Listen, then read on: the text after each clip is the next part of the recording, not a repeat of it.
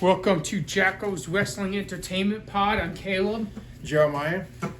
This time we're going to start off on a not as high of a note as usual. We're going to start off by just taking time out to wish best of luck in these 17 superstars that got released, and then I forward to Jay to give a award on what he thinks about the cut superstars.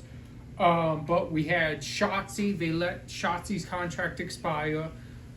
We have Cora J, Gigi Dolan, Eddie Thorpe, Jacal Jackson, Wiley Osborne, Joe and Mark Coffey, Wolfgang Oral Massa, Javier, Danny Palmer, and then for main roster we had Shayna Baszler, Dakota Kai, Katina Chance, Kaden Carter, and Braun Strowman.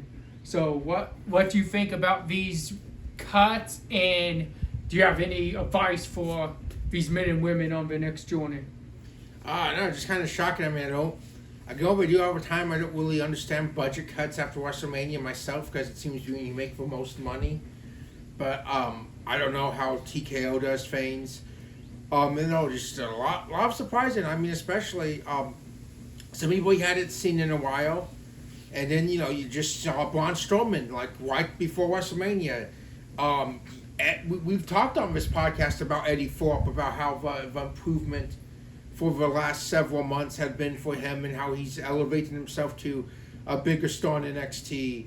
And, just Jacal, Cora, so many of them, Gigi, it's just kind of hard to, some of them you don't really get. Like I said, some of them you haven't seen in a while. They said Shayna Baszler had just signed back in like September or October, so I don't really understand it. But if any of them listen to this or hear this, all of them have most definitely very talented. Some of them we haven't even got to see what they could do yet. But you do have AEW, you do have TNA, you have GCW, NWA. There are so many places out there that you can go and make a name for yourself, continue off of a name you've already made for yourself, and eventually maybe one day come back. We've seen it a ton of times before. I mean, Drew McIntyre most notably, but you can look at Rusev and Aleister Black, who just recently came back after stints in AEW. And like Matt Cardona said, he treated out and just said, you can make a name for yourself, or you can go into I think obscurity or something. And he's most definitely done that same thing. He's made a name as he calls himself a king of the indies, the indie god. So yeah, there's most definitely places out there still kind of shocking, but I have a feeling all of them will do well. Get over the initial shock of everything, especially the NXT talents. In a month, you can go work wherever you want. Strowman and Dakota, Shayna, and Kaden and Katana will have to wait 90 days. But the other ones, to my knowledge, should all be able to, in a month, appear anywhere they want to be. So wish them the best of luck.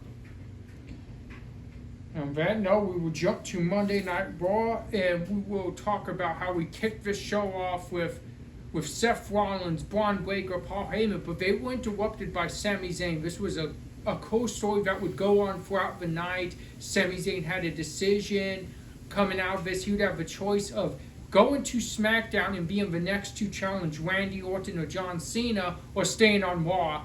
What did you make of this promo, and what did you think of Sami dealing with this decision throughout the night? No, I thought it was really good. Like you said, it's a continuing thread throughout the show. Really cool how they did it. And yeah, it's just, if way everything's set, you really set these characters. Sami, that's a big opportunity, but Sami's, we've seen for the last several years now, Sami's not going to take the easy way out. He's going to try the hardest way. And then Seth, it's such a compelling, more character, like a more almost sinister character, I think, for Seth. Because it's like we know there's this psychotic side, but now he's trying to emphasize, he's trying to be like, I don't want to have to do this to you. Of everyone, I don't want you to be in the crosshairs of this. So if you're not with us, get away so you're not in our way. So, it really shows these, this different side of this character for him. So very interesting. Something else that would happen throughout the night that we would see is we would see this kind of build to a possible Logan Paul Jey Uso match. Do you think that's possibly up next for maybe Jey Uso's first defense as world champion on Monday Night Raw? I think so, and I don't know if they're forward to Backlash just yet because we'll just kind of start to dive into it. And Backlash is this upcoming Saturday, so maybe whether the next pay-per-view is afterwards, they might do it. But I think so. I think that's going to be the first defense since they've seemed to go in a different direction with Gunther now. He's not getting a rematch, and like you said, we saw that back and forth throughout the night too, leading up to it. So I think we will. That should be a very interesting match. I was gonna say I'm down for that match. I think Logan Paul. People say he can't do this, he can't wrestle, but that's for fame. He can.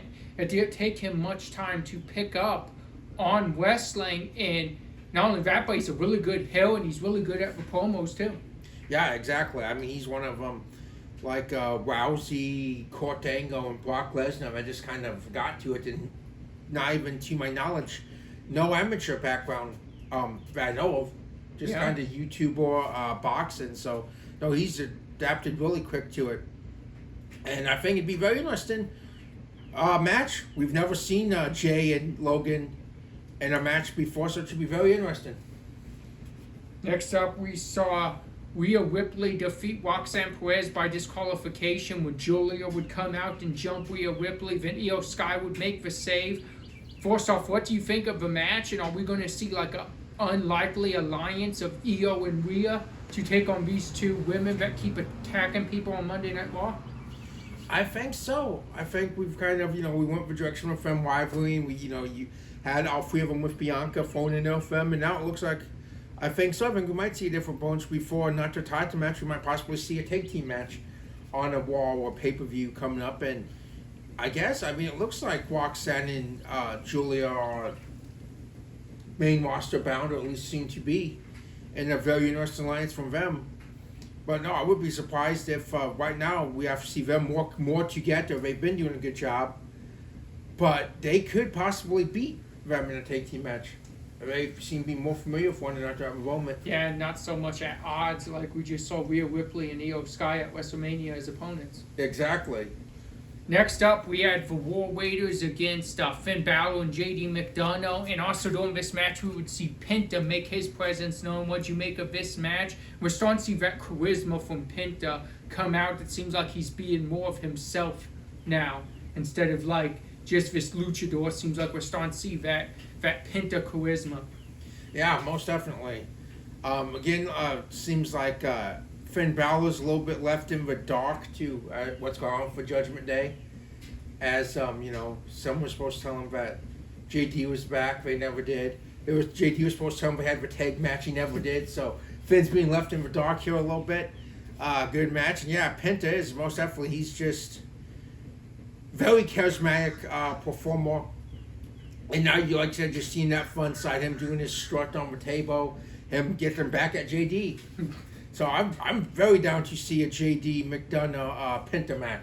Yeah, I think that could still a show on any night, to be honest. I agree with you. JD's a very underrated performer, in my opinion. Next up, we had Becky Lynch explaining why she attacked Lyra Valkyria and why. And then we would see Valkyria come out and she would say, I want a match with you at Backlash, but the only way I know you'll set this is if I put this title on the line. So if that's what you want, you have it. She would chase Becky off, and as she was leaving, Becky would get the jump on Valkyria and stand tall over top of her. But what do you think of this promo? And it seems like this was the first really extended Lyra Valkyria promo on the main roster. How do you think she did? I think she did really good, especially considering she's going against one of the best, not just best women promos for women's wrestling history, but just one of the best promos just in general in the last decade or so in Becky Lynch. And I think she did a good job of holding her own in that, and Becky giving her explanation as to, she had that like mentor protege relationship with Lyra, but then Lyra wants to go with Bayley, who we know Becky has a history with, who we know Becky does not like. and she's not going to even listen reason. But she did say she took out Bailey. There's no reason to have a drawn out mystery over it, and which means when Bailey's back, she's going to be coming for Becky. Yep.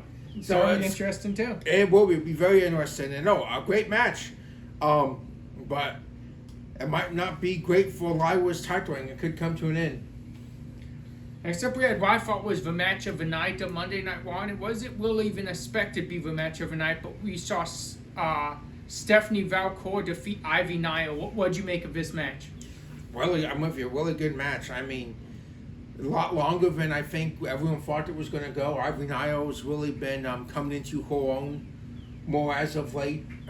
Really, like, we've seen her more as a valet, but this last month or so, she's been wrestling more. And yeah, she did a great job with Stephanie in E1. You hope you see more of this from Ivy Nile, given more opportunities, and we know what Stephanie can do. She's a phenomenal talent. There's a reason she's an NXT champion. There's a reason she might be main roster bound too, as we've seen all three of her, Roxanne and Julia, be on more over the last couple of weeks. So it would not surprise me to see that more going forward. Speaking of something really good, up next we saw what seemed like a promo from the heart for commentator Pat McAfee, where he would talk, just kind of give his backstory and say, throughout my life, I've never been someone back down, and I've never let people bully the people that are with me, the people that stand by me. I wasn't going to let Gunther bully Michael Cole, he said. And then he asked acting general manager, SmackDown's Nick Aldis, for a match against Gunther, and he got it at Backlash. So what did you think of this Pat promo? And give us a little prediction on what may happen at Backlash between him and Gunther. Oh, he's a great promo. You can tell it really was from the heart. We know Pat's really good commentator on NWB. We also know, if you're a sports fan, college football fan, he's really good on game day. His show just covers a wide array of topics. We know he has that poor sounding bite. He said to really get serious, to really come from the heart.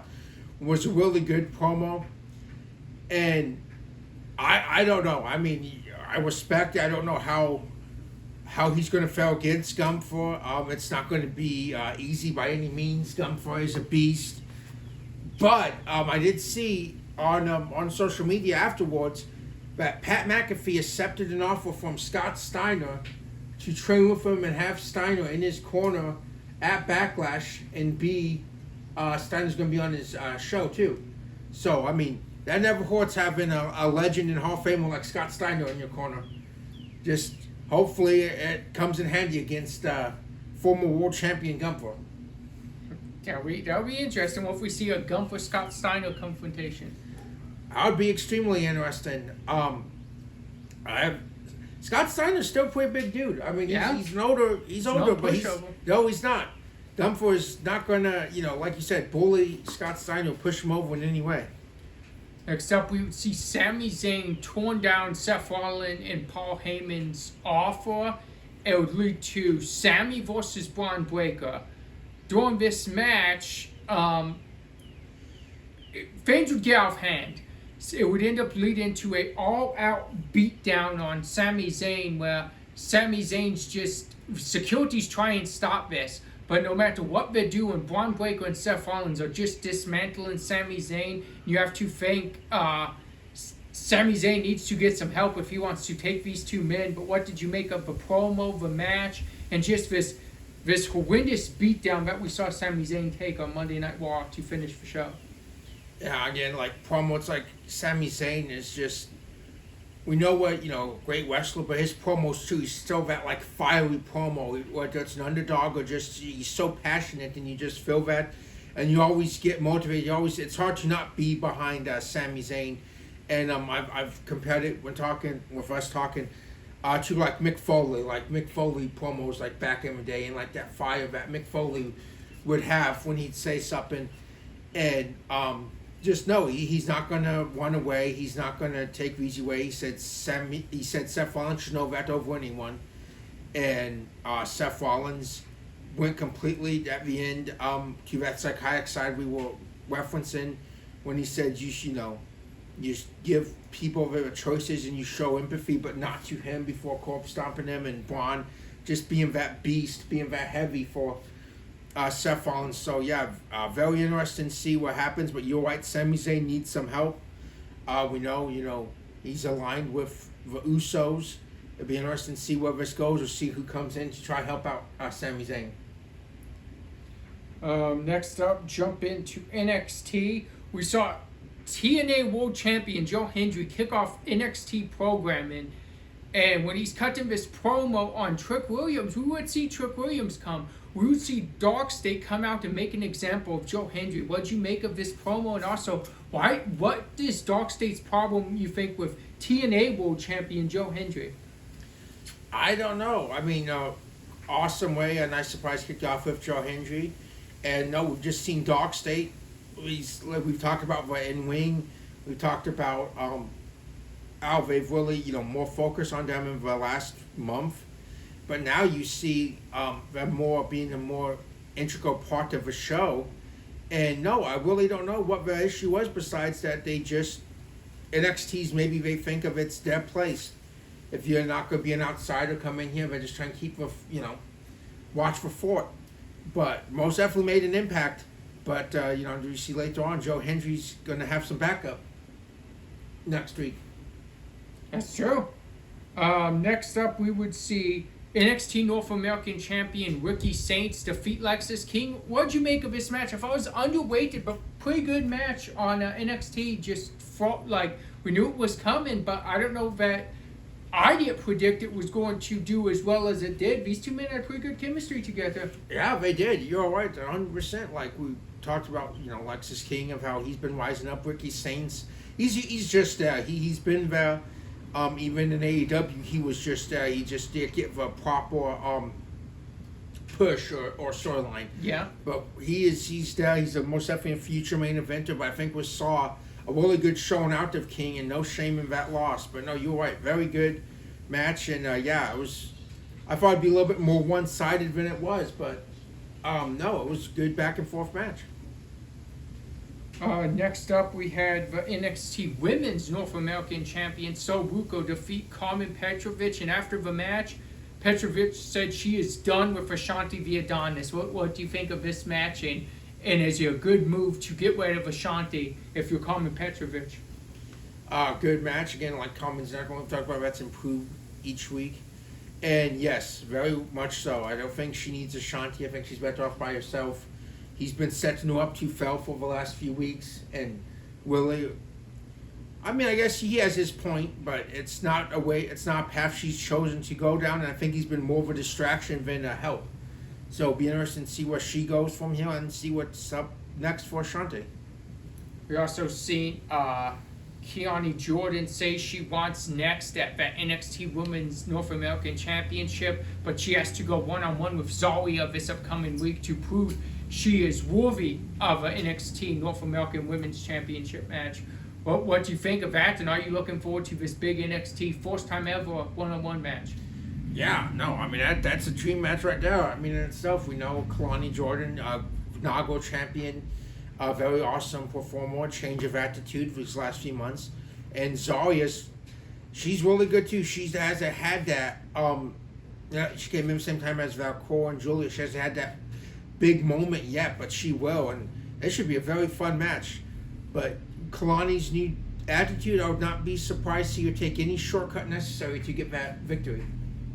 Next up, we had Josh Briggs and Inamoa taking on Hank and Tank for the NXT Tag Team Championship, and we would see Hank and Tank retain just not long after winning the tag titles. Their reign continues on. What do you make of this match, and how long of a reign do you think we're going to see from Hank and Tank here?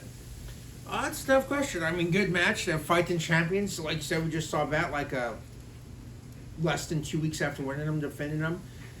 And I don't know. I think it might be a little bit. I think we might see them have it for a few months. Right now, they seem to be top of the division. And, we see they're going to give Joe Hendry an assist next week against Dark State. That could be going down a dangerous path because Dark State could turn their attention to the tag titles. Yeah. We've seen factions before. We've seen Freeboard rule and stuff. So, I don't know. Right now, they could be putting themselves in a very dangerous position by going after guys that have not done anything with him yet. But we'll see how that goes forward. But no, very interesting. But they're fighting champions and well-deserved champions, so it'll be very interesting to see how this plays out.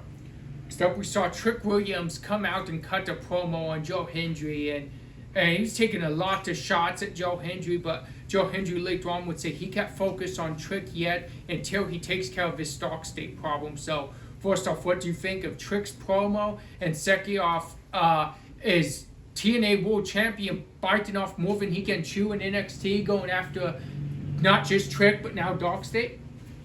That's a great point. You may be, because you have to think about, he's the TNA World Champion, so you have a whole company aiming for you. But now you've went and you've, like you said, it was just Trick, okay? But now Dark State jumps in. Now you're gonna address Dark State so you can go back to addressing Trick. So he may have maybe bitten off a little bit more than he can chew. But as for Trick, he wants the title back, and Ava told him he's got to go through 24 other men this week if he wants a shot at that championship at Battleground. So, do I believe Trick can do it? Yes. I believe he can win this Battle Royal, quite possibly, and meet Oba, maybe finally one-on-one. Yeah. Because he has not had that one-on-one shot yet, or even when he was defending it. So, it'll be very interesting to see where this goes. But new attitude and everything for Trick Williams. Next up, we had our big main event. Really good match here. We had Io Sky and Jordan Grace against that team of Julia and Roxanne Perez. What'd you make of this match? Awesome match. And it's like I said, we get to see them team up and see the chemistry between those two, Roxanne and Julia, and it looks like they're probably main roster bound soon. Io making an appearance on NXT, which is awesome too. And Jordan Grace, again, just always in good matches. I mean, I can't think of really a bad match or even mediocre match she's had since being in NXT. Like, every match just seems to catch fire. So, awesome main event. Big win for Io and Jordan Grace, especially Jordan Grace. You look at it, it should help her climb the ladder more against Stephanie or someone, because the more the former champions leave, but still she hasn't had a one-on-one shot yet at the title herself, much like Trick. That's true. Next up, kicking off SmackDown, we had Damian Priest and LA Knight go face-to-face in a promo battle, pointing the blame at each other for not getting that number one contenders match, that victory that they each wanted to challenge Jacob Farr to. We would see a match, but we saw a very chaotic ending to this match. It ended no contest. What do you think of the promo battle, the match,